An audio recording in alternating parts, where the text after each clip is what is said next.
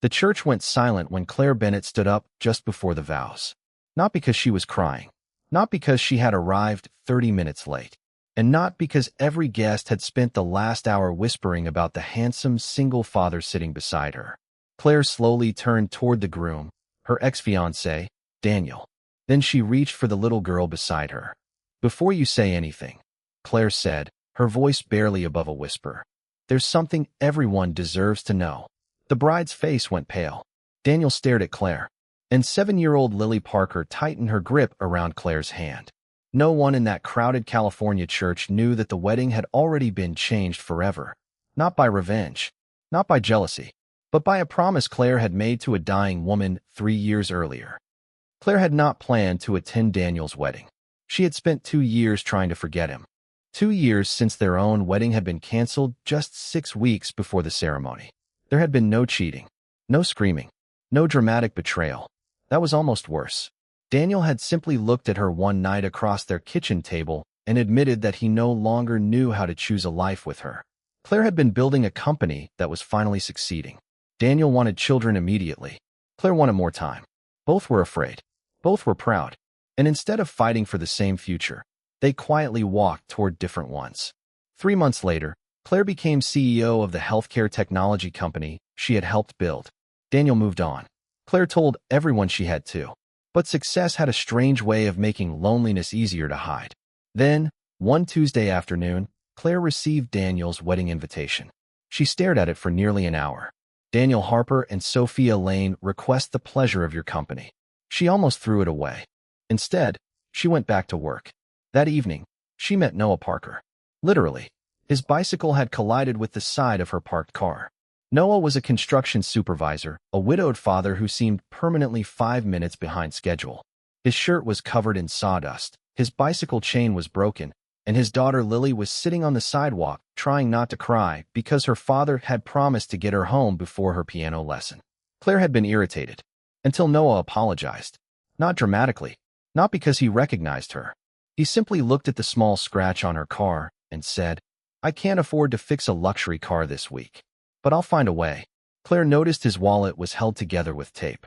She noticed Lily's worn-out shoes. And she noticed Noah still looked embarrassed about the scratch. "Forget it," Claire said. Noah frowned. "I don't take things I haven't earned." Claire surprised herself by smiling. "Then earn it by getting your daughter to piano."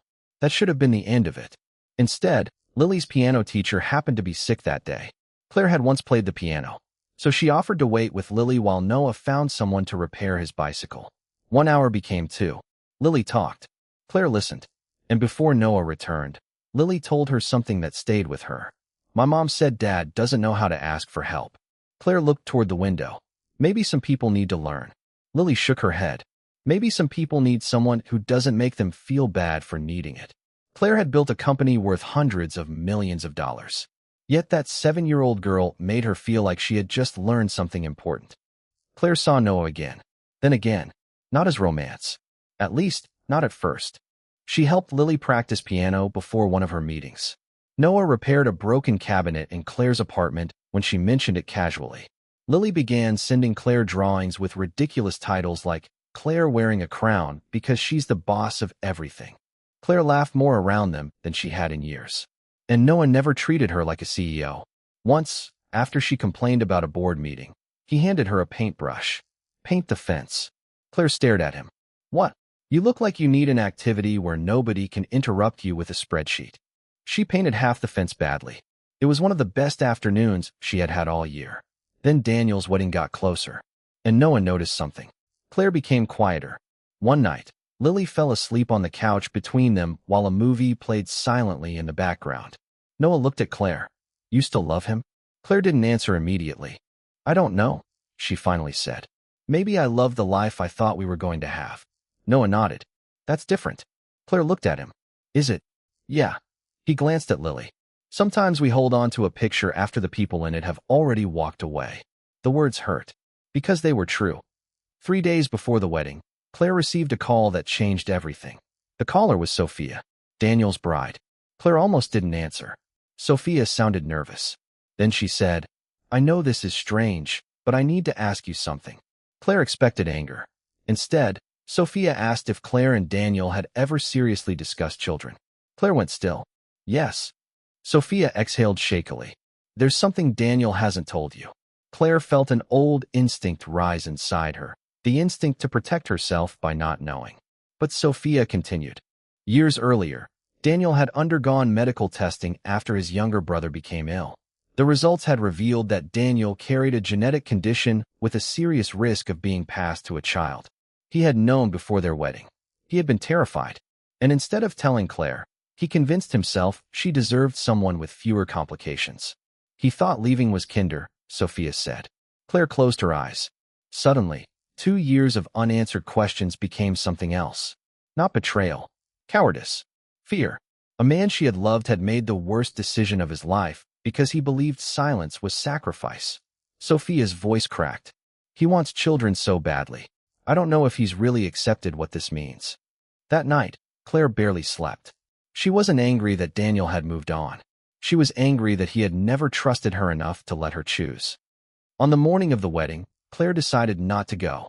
Then Lily appeared at her door, wearing one shoe. Dad says we're not going anywhere fancy today. Claire blinked. Why? Lily held up an envelope. It was Claire's invitation. Noah stood behind her, uncomfortable. Lily found it when she was looking for crayons. Claire took the envelope. Noah studied her face. You want to go? No. He waited. Claire sighed. Yes. So Noah said, then let's go. Claire laughed nervously. As what? Noah looked down at Lily. Lily answered first. As the people who don't leave someone alone when they're scared. Claire almost cried. Instead, she wore a simple blue dress. Noah wore the only suit he owned. And Lily insisted on bringing her small piano recital flower because, according to her, weddings need extra flowers. When they entered the church, whispers followed them. Claire Bennett, the CEO, Daniel's ex-fiancé, with a man no one recognized. And his daughter. Daniel looked stunned. Sophia looked terrified. Claire nearly turned around. Then Lily slipped her hand into Claire's. And Claire kept walking. The ceremony began. Then came the moment everyone expected Daniel and Sophia to speak their vows. That was when Claire stood. The entire church froze. Noah whispered, Claire. But she had already stepped into the aisle. Daniel's face tightened. Claire walked toward him, not with anger, but with something far more difficult. Understanding. I'm sorry, she said. Daniel blinked. Claire looked at Sophia. I'm sorry you had to carry his secret. Then she faced Daniel. You were wrong to leave me without telling me why. His eyes filled. Claire continued. But I didn't come here to punish you for being afraid. No one moved. She placed the invitation on the small table beside the altar. You deserve to begin this marriage with the truth. All of it. The parts that scare you too. Daniel lowered his head. Sophia stepped toward him. For a long moment, no one knew whether the wedding would continue. Then Sophia reached for Daniel's hand. Tell me now, she whispered. And Daniel did. Not perfectly. Not bravely at first. But honestly, the guests watched as the man who had once destroyed one relationship with silence finally stopped hiding. The wedding was delayed. Some guests left. Others waited. And nearly an hour later, Daniel and Sophia returned to the altar.